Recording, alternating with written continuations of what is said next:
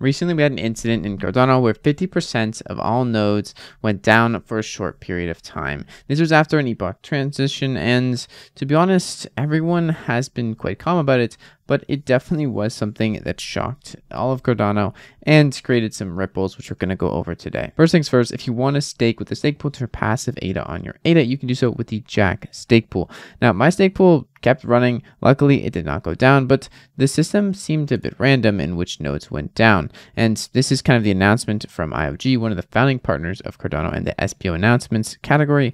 Some of you were aware of the incident last night at approximately 9 UTC between block that big number and that big number, which caused approximately 50% of Cardano nodes to disconnect and restart. Keep in mind, all the nodes restarted and the network recovered very quickly, but this impacted relay nodes and block producing nodes. Edge nodes appear to be unaffected, and this appears to be triggered by a transient anomaly, two big words, causing one of the two reactions in the nodes. Some disconnected from a peer, others through an exception restarted. Such transient issues, even if they were to affect all nodes, were considered in the design of Cardano node and consensus. The systems behaved exactly as expected. So realistically, no one was too affected by this. At least that's what we thought, except for a few different apps that use Cardano and their methodologies of approach being kind of discombobulated and disconfigured when the nodes went down and their nodes for their services went down. A real takeaway, this is a tweet from the CEO of SundaySwap,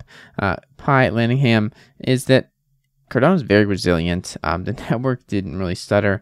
Something took down 60% of nodes and the network recovered in a few minutes and continued producing blocks throughout this whole process. Now, the team over at Handle, if you don't know what ADA Handles is, it's pretty much what I use on a day-to-day basis to tell people what my address is.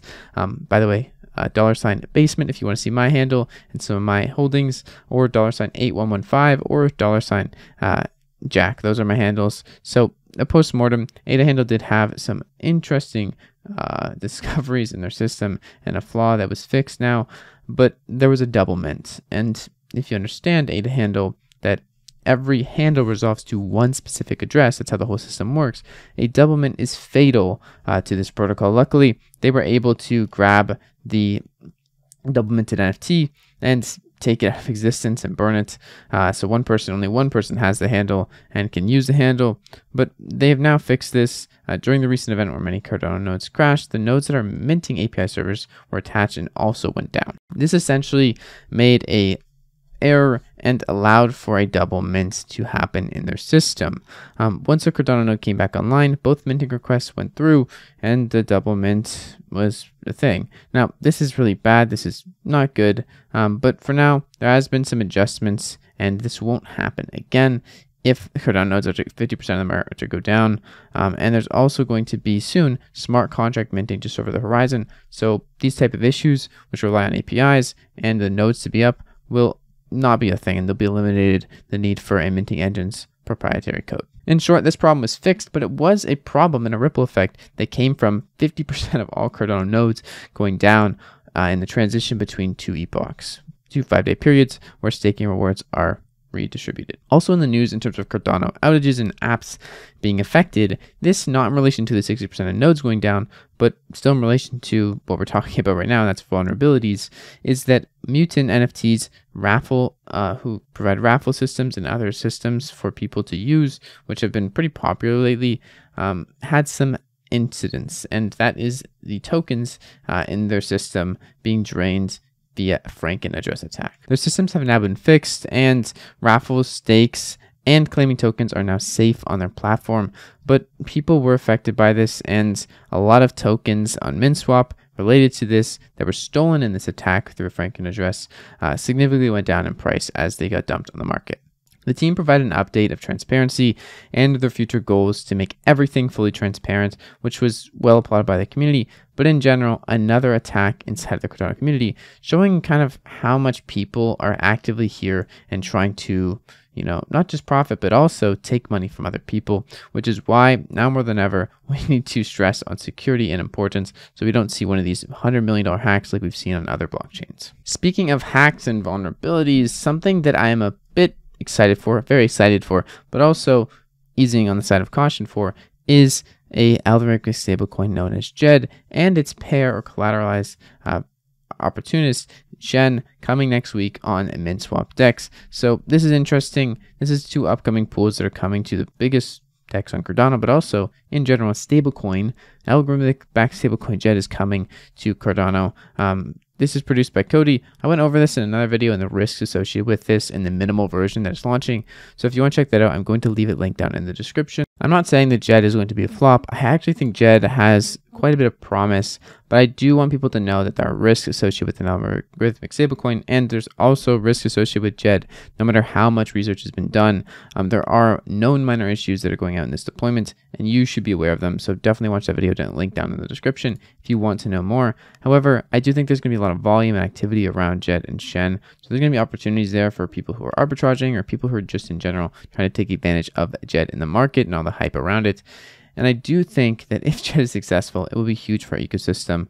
And if DJED can maintain itself up until the point where we have version 2 and the extended version of DJED, that will be even better. But I am easing on the side of optimism just because I don't want anyone to get wrecked from something like this. However, I am rooting for DJED and I hope it does very well. To be honest, DJED is one of the major things right now that people are talking about and excited for, but I still am a little bit pessimistic, I'll be honest, just because it's scary to think about. But I do think that overall DJED is great for the ecosystem and it can provide a lot of things. However, right now, IUSD I'm very more excited for because it's a lot different than an algorithmic stablecoin, and also USDA, a fiat-backed stablecoin by Emergo, is pretty exciting if you're just looking for someone who has a stable because it's fiat-backed and pegged and managed by someone who founded Cardano. Not to say any of these stablecoins are perfect, fault-proof, or going to succeed, and absolutely, definitely not going to fail. I don't know that, I really don't, but I'm going with the things that I feel comfortable with and doing my own research and then acting accordingly, which I think you should do too. Not just trust me in my mom's basement, but use your own brain and use your own decision-making skills to determine which stablecoin you want to rock with and which one you're going to be using to hold your stables in. Lastly, before we go, I want to announce that I am doing something pretty interesting. I'm working with a minting service called BraveMint.